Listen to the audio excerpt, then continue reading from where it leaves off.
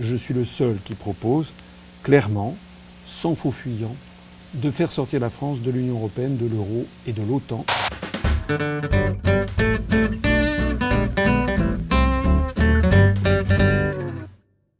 Bonjour Monsieur Asselineau. Bonjour.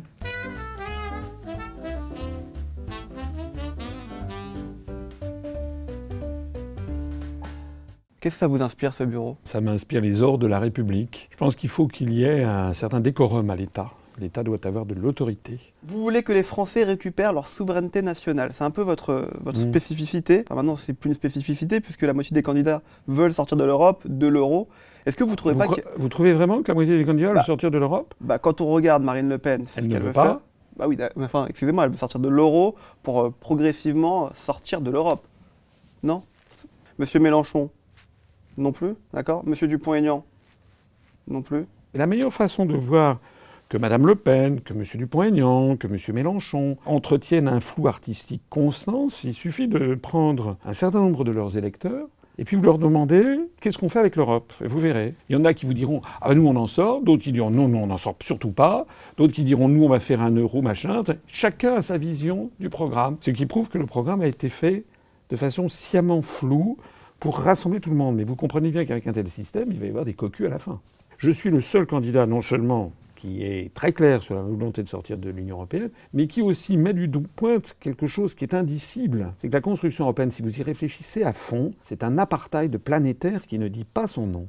Il n'y a aucune raison pour que la France dise qu'elle va fusionner avec les pays baltes et qu'en revanche, elle dise nous, on va mettre de côté le Sénégal, le Haïti. Des raisons géographiques, peut-être? Marseille est à 800 km de Bizerte en Tunisie et à 2400 km de Rovaniemi en Laponie finlandaise. Donc, du point de vue géographique, on est beaucoup plus proche, à tous les égards, du Maghreb, par exemple. En tout cas, vous, ce qui est clair, c'est que vous voulez sortir de l'Europe, vous voulez aussi sortir de l'OTAN, de la zone euro. On sort de partout, mais alors on va où? Alors d'abord, on ne sort pas de partout. Par exemple, il y a 343 traités qui lient la France à l'Allemagne. Ils ne vont pas disparaître. Il y aura toujours un traité de délimitation des frontières, d'échanges diplomatiques, d'échanges consulaires, de coopération industrielle, d'échanges d'étudiants, d'échanges d'œuvres d'art. Quand on dit que M. Asselineau veut sortir de partout, ça veut dire qu'on fait peur. Mais oui, c'est des numérements. Écoutez, nous allons toujours rester membres de l'Organisation des Nations Unies, d'Interpol, de l'AIEA, du Fonds monétaire international, de la Banque mondiale. Regardez la Suisse. Elle n'est ni dans l'Union européenne, ni dans l'euro, ni dans l'OTAN. C'est pourtant le pays du monde qui accueille le plus de conférences internationales.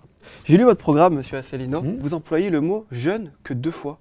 Ah. Vous le saviez ou je vous l'apprends peut-être? Non, je n'ai pas fait attention. Vous savez, quand j'ai créé l'UPR, il y a des gens qui ont dit est-ce qu'on va faire un UPR jeune? Oui, justement, c'était ma question d'après. Non, moi je ne suis pas d'accord. C'est comme pourquoi pas un UPR femme et puis un UPR immigré? Non. On est tous citoyens français. Si ma question est là, c'est parce que le chômage des jeunes est très élevé aujourd'hui. Ça fait 20 ans que ça ne change pas en fait. On peut même dire que ça fait 25 ans, c'est depuis Maastricht. Vous étiez contre le traité de Maastricht? Bien sûr. Sans l'avoir dit à l'époque? Ah ben, moi j'étais haut fonctionnaire. Moi je sais que j'ai voté non dans le secret d'isoloir, mais un haut fonctionnaire n'a pas...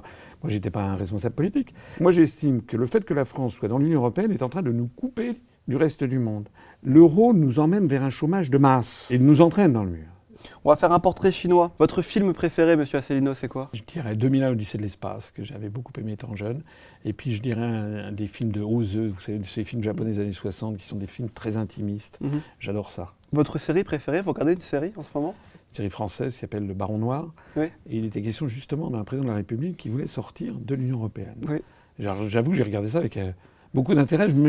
Vous lui ressemblez d'ailleurs un peu à Neil Hallström. Mais oui, je me suis même demandé si c'était pas moi dont il s'agissait. Si vous étiez un politique? Un mélange entre Charles de Gaulle et Philippe Séguin. Je trouve que Séguin était quand même quelqu'un. Le discours qu'il a fait à l'Assemblée nationale en 92, il avait raison à 99%.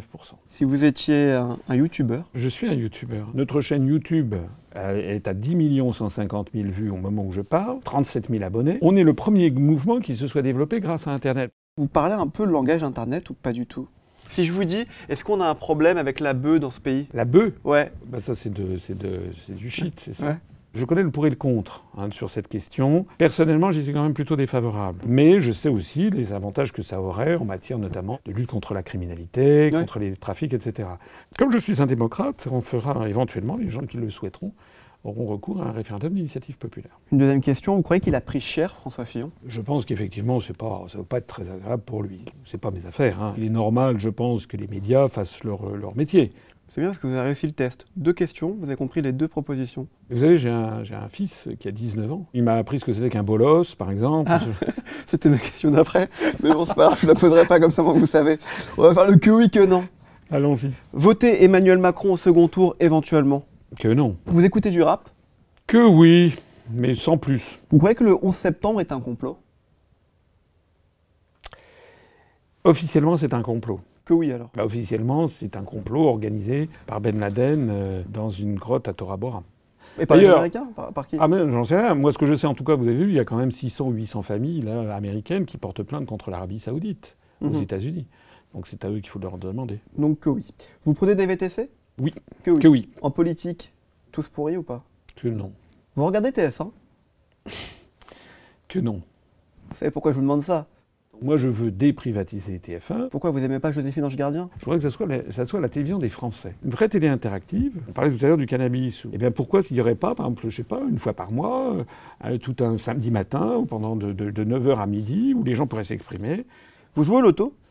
Que non.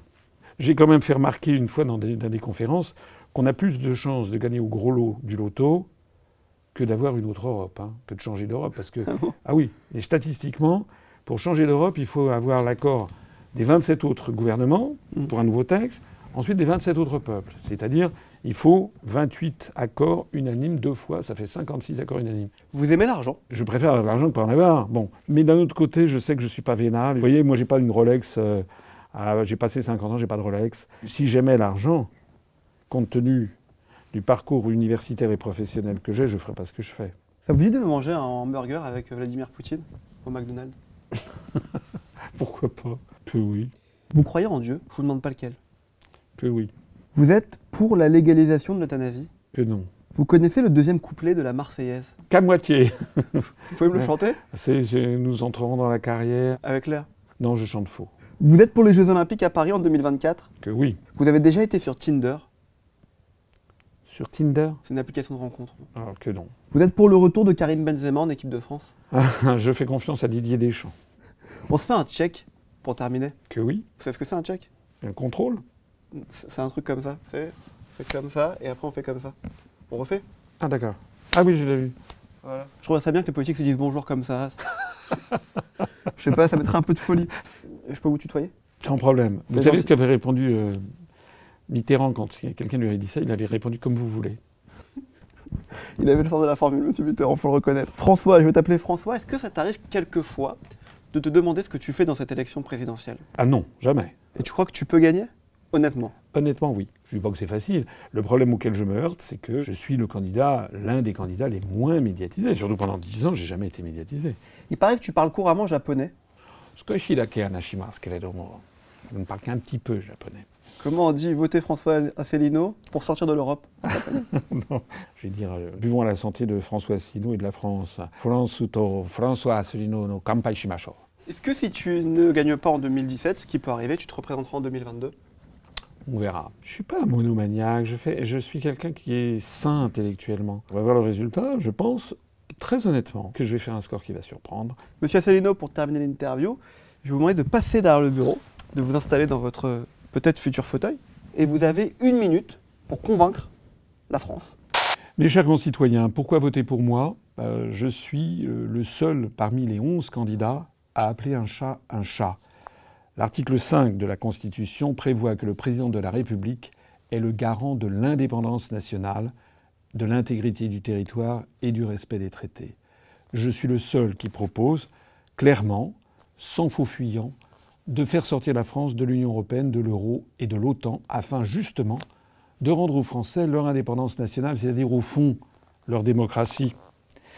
J'ai créé un parti politique sur Internet qui est le parti politique en plus forte croissance. Actuellement, nous avons à peu près 300 adhérents supplémentaires par jour. Nous suscitons un formidable espoir, notamment auprès de beaucoup d'abstentionnistes, de gens qui avaient quitté la politique parce qu'ils ne se retrouvaient plus dans le discours fallacieux, hypocrite et mensonger de la politique politicienne. Avec nous, les gens reprennent espoir dans la politique. C'est pour ça qu'il faut voter pour moi. Vive la République et vive la France. Merci beaucoup, monsieur Asselineau. Merci. Yo, abonne-toi à la chaîne Indécis si tu veux apprendre le japonais avec Monsieur Asselineau. On espère que tu l'as kiffé ou détesté ou au moins découvert. À la semaine prochaine.